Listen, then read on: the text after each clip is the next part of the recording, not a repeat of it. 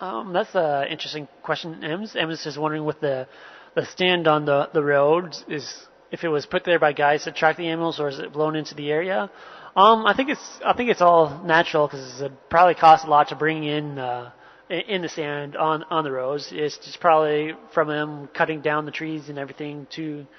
The sand was just kind of under there in the ground. As you saw, if you caught the we walked today, the termite experiment is still going strong.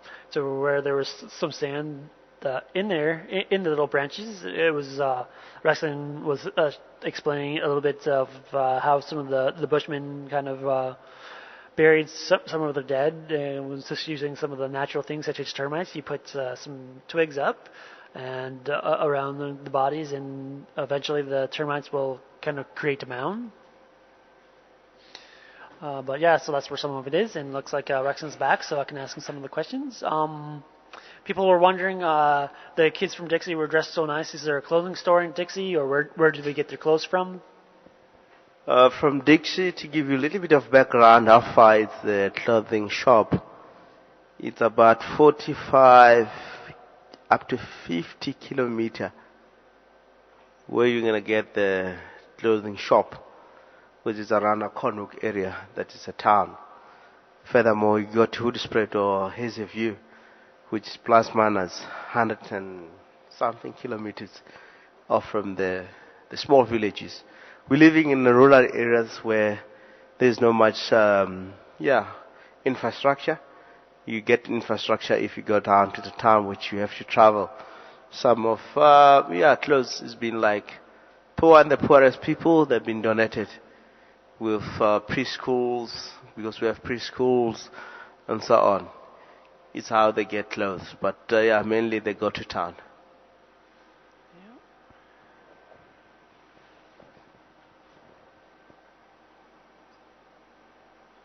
All right.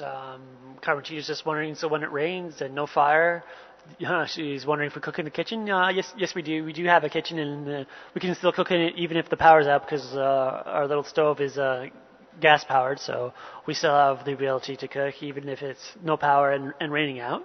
So, however, last night since it was kind of so warm, I don't think we really cooked anything. We just kind of fend for ourselves, just like sandwiches and various other things. And I know Peter and Rory went to the Bush Lodge for a little bit to relax and visit with some friends. And yeah, they'll be gone tonight and tomorrow. I think they're going to come back late in the afternoon tomorrow. Just taking some time to relax.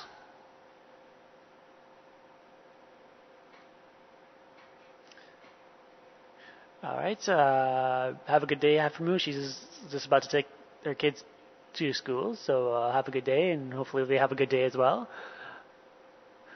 Yeah, it's very nice to hear all of this. You know, I like this episode WeChat.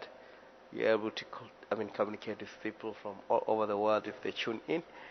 It's really amazing to know what's happening in the part of the world to the other side. So I'm also, I'll leave Simon here. I have to go and look at something just behind this final control center. I hope I'll get to see you this afternoon. Thank you very much. Simon will be remaining here. And you'll be able to chat with you. Have a good day. Thank you. Enjoy, Simon. Yeah. Thank you. So yeah, there goes Rex again. As you can see, it's busy as usual around here. Just gets back. It seems like when anybody comes back from a leave, things tend to happen, and we're usually busy. But that's kind of a good thing, just keeping us busy.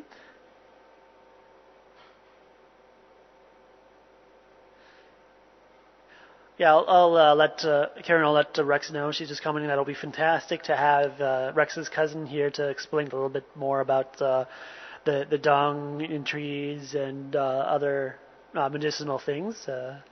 As he was mentioning on the wee walk today, that he's going to try and get his cousin in for some of them to explain some of the natural medicines and everything that can be found in the bush. So yeah, I'm really looking forward to that as well. I really do enjoy learning how to survive in the bush. I've always been interested in wilderness survival because it kind of went hand in hand with wildlife photography because I would be out in probably remote places everywhere. And so I've always had a fascination with wilderness survival, and it's great to have some people that have experienced it firsthand out here, and pretty much that's the way that they live for a while. So that's great. So yeah, let everybody know that you say goodbye and welcome.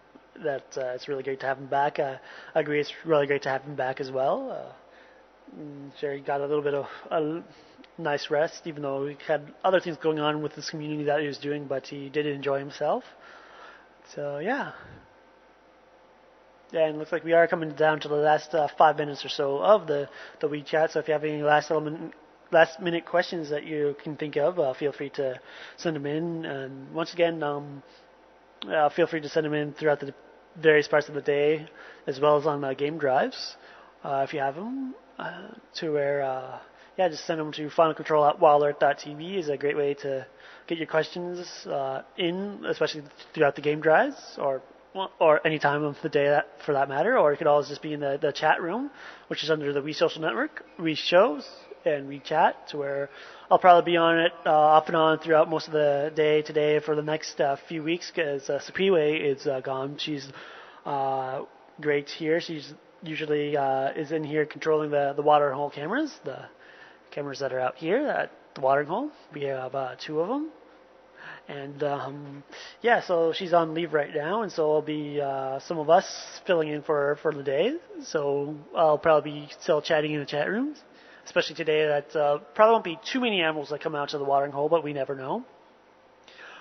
And actually, Karen, that's actually not Elizabeth back there. That's one of the people that fills in for Elizabeth when she's sick or on weekends. I think her name's Cynthia. We'll have to see if we can get some of them in at some point to do a little bit of a chat.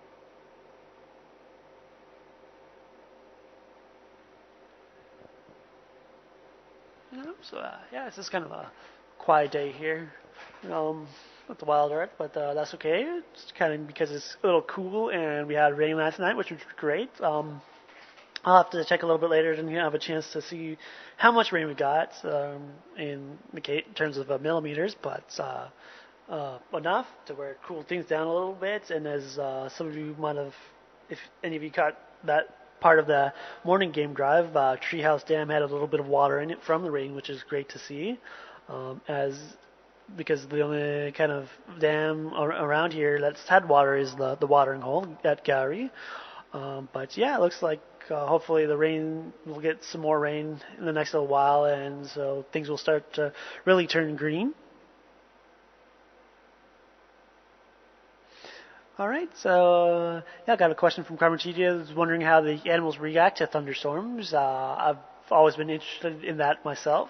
It seems like they just try to hunker down, find a nice spot to just relax and try and get out of the storms, while others will just stay around and feed. But yeah, a lot of them do like to just kind of hunker down somewhere and try to keep warm throughout the storms, as we've seen on other occasions where it has been on the cool side, where they just kind of relax, lay down, try to protect themselves from the wind as much as possible. To where this morning we did come across a male waterbuck that was doing that. So you just found a bush to kind of sit down and lay down and just relax and try to keep warm.